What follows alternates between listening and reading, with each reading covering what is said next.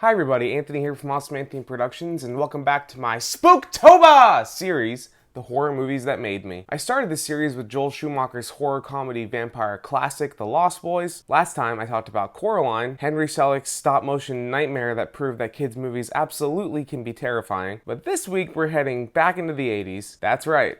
We're talking about Poltergeist. Now, at this point, I was maybe 12 years old, and I was really starting to get obsessed with the horror genre. I wanted to know more, go deeper, see scarier movies. So one night, my dad, who clearly also decided it was time to up the ante, goes, "All right, son, if you think we're ready, we're gonna watch one of my favorites." He pops in Poltergeist, and my life was never the same again. Directed by Tobe Hooper, though you can totally feel Steven Spielberg's fingerprints all over this thing. Poltergeist is just one of those movies that kind of perfectly balances wonder and horror. It's fun, it's mysterious, it's funny, it's otherworldly, but when it gets scary, it gets scary. From that first moment where Carol Ann's talking to the TV static, turns around and says, "They're here," I was hooked. The film surrounds the mild-mannered, middle-class Freeling family who move into their dream home for the perfect life. But that dream home quickly turns into a nightmare when their youngest daughter, Carol Ann, starts communicating with unseen forces through the television. What starts as relatively harmless supernatural events like chairs stacking themselves, things getting pulled across the floor, quickly escalates into a full-on haunting as malevolent spirits invade the Freeling home. Desperate to save Carol Ann, who's been pulled into another dimension, the family turn to a team of paranormal investigators to help. Now, speaking of Carol Ann, Heather O'Rourke is just mesmerizing here. Such a sweet, cute, and innocent little character that when things go wrong and bad things start happening to her, it hits even harder. And oh man,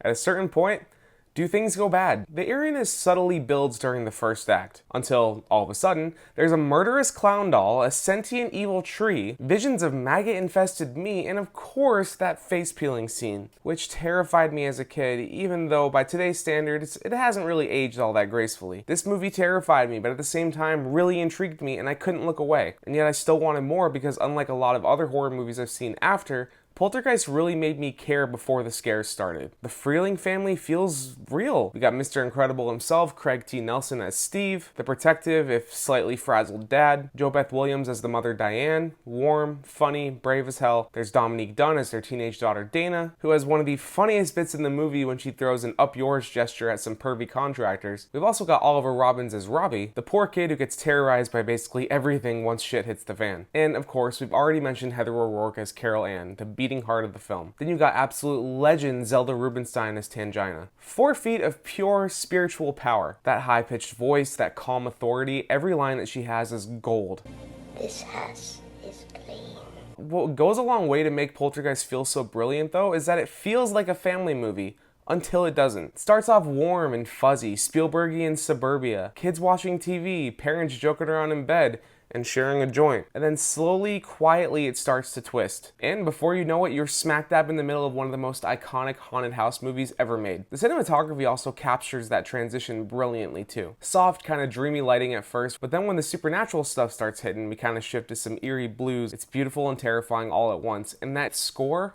Haunting. That main theme, with its gentle, almost lullaby-like melody, stuck with me for years. It's such an odd, brilliant mix of tones. It's magical yet frightening, cozy yet chaotic, and that balance really made it hit me hard as a kid. Now, at 12, I thought this movie was super freaky, and when I went to school the next day and was talking about the movie, a few teachers and friends said, "Oh, that movie's from the 80s, it's not that scary." Yeah, okay, till this day I still think that's complete bullshit, because scary is scary, regardless of when it was made or how well the visual effects hold up over 40 years. And Poltergeist can get straight up scary. I already mentioned the scenes with the clown, the maggot-infested meat, but that scene in the pool, the one with the skeletons, yeah, not only is that scene already terrifying, but those were real skeletons. In the finale, Craig T. Nelson losing it, screaming, "You moved the cemetery, but you left the bodies, didn't you? You left the bodies and you only moved the headstones!" Top-tier horror crash out. The effects are also pure 80s charm, a mix of practical trickery and early ILM magic. Sure, a lot of it's dated now, but it doesn't really matter and still holds up today because this movie has a very specific feel and style to it. Even now, as an adult, Poltergeist still holds up as one of my favorite horror films of all time. It's thrilling, it's creepy, it's emotional, and it's wildly fun. I also love that it's never mean-spirited or gory. I don't even think any character dies here. It's family-friendly horror in the best of ways, proving that you don't need an R-rated gore fest to traumatize a generation of children. children. And that's exactly what this one did. It seeped into popular culture, inspired so many different haunted house movies, and gave us moments that everyone, even people that haven't seen it, instantly recognized. I mean, it's been parodied on The Simpsons and Family Guy. That alone is a testament to how well this movie is beloved. And the less said about the overblown CGI-filled remake, the better. And yeah, I'll admit it, I totally showed this to a few friends around that age, and watching them jump out of their skin was pretty funny. Maybe this movie was the moment that I realized horror could be shared. That it wasn't just about being scared, it was about being scared, enjoying a movie, and enjoying being scared with the people around you. So yeah, Poltergeist might have been rated PG, but it's one of the most powerful, imaginative, and downright haunting horror movies ever made. Next time on the Horror Movies That Made Me, we're talking about the movie that completely changed how I saw the world of horror, and kinda made me fall in love with it forever. In the meantime, if you want more of my content, click or tap on these cards right here.